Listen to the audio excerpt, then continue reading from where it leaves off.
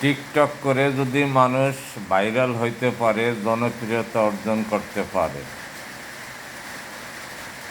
বিভিন্ন নাটক সিনেমা করে যদি মানুষ ভাইরাল হইতে পারে,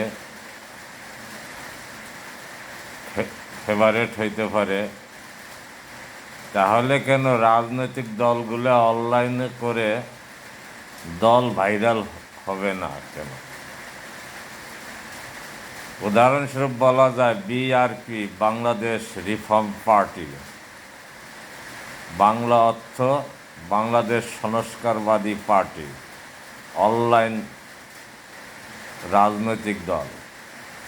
তারা কোনো দেশের রাজনীতিতে নির্বাচনে অংশগ্রহণ করবে না, অথচ দেশের শীর্ষ পর্যায়ে একটা অনিবন্ধিত অনলাইন রাজনৈতিক দল, যার নাম বিআরপি, বাংলা অর্থ বাংলাদেশ রিফর্ম পার্টি, এর আরও বাংলা হচ্ছে বাংলাদেশ সংস্কারবাদী পার্টি।